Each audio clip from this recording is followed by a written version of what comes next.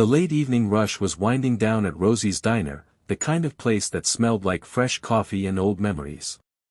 In a quiet corner booth, a man in a wrinkled hoodie sat hunched over a plate of untouched pancakes, his hands trembling slightly as he counted coins under the table. No one paid him much attention, except for Emily, a 24-year-old waitress with a tired smile and an unshakable heart. Emily had worked double shifts for the past 3 weeks. Rent was due, her mother's medical bills were piling up, and her car barely started in the mornings. But when she noticed the man struggling, she didn't think twice. "You okay, sir?" she asked softly, leaning down so her voice wouldn't carry. He looked up, startled, his eyes bloodshot and rimmed with exhaustion. I'm sorry, I just needed somewhere warm to sit for a bit. I haven't eaten in a couple of days, but I'll leave." Emily shook her head, gently placing a hand on the table. "You stay right there," she said, and without waiting for an answer, disappeared into the kitchen. She returned moments later with a fresh plate of eggs, toast, and a warm cup of coffee. She placed it in front of him with a reassuring nod. "On the house."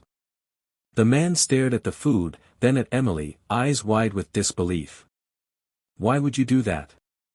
"Because you look like you need a little kindness," she said, smiling before heading off to check on another table. Unbeknownst to Emily, that man wasn't just anyone. He was Charles Landon, CEO of a nationwide restaurant chain, one that had just acquired Rosie's Diner in a quiet corporate deal.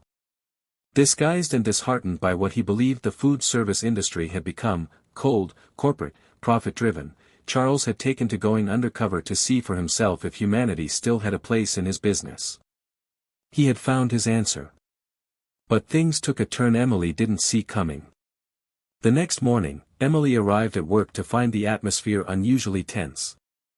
Her manager, Todd, a man with a permanent scowl and a deep fondness for rules, stood near the counter with his arms crossed and a clipboard in hand. "Emily. Office. Now," he barked. She blinked, confused. "Is something wrong?" "In the office," he repeated, turning on his heel. Heart pounding, Emily followed him. The tiny office in the back of the diner smelled like burnt coffee and old paper. Todd didn't sit. He pointed at a stack of security footage on the desk. "You gave away food last night," he said flatly. "That's theft." Her mouth dropped open. It was just a plate of eggs and toast, he was hungry, and... "I don't care if he was the President of the United States," Todd snapped. "You broke policy. And with the new ownership watching everything, we can't afford mistakes."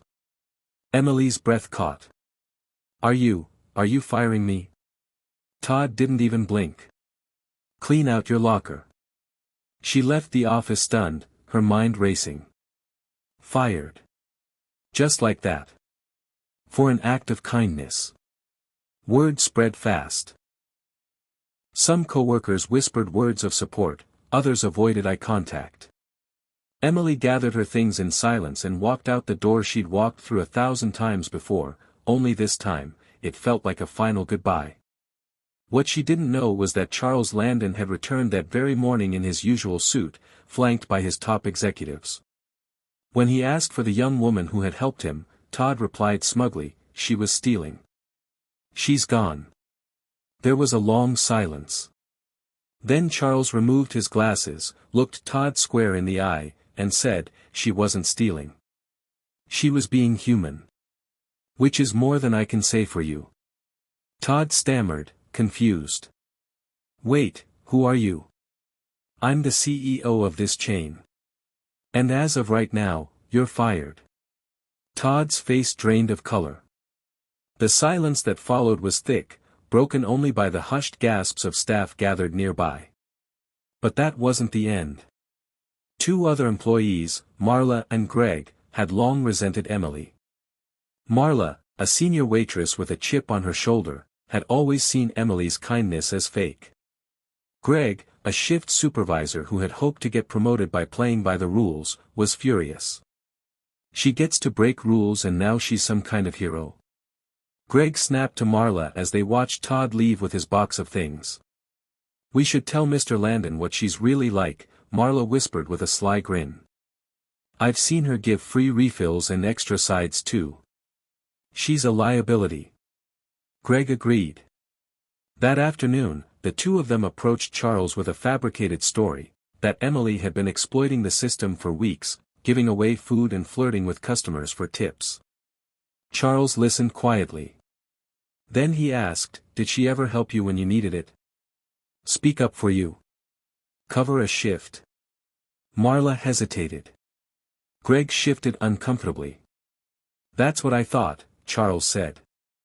"I'll be looking into your conduct as well."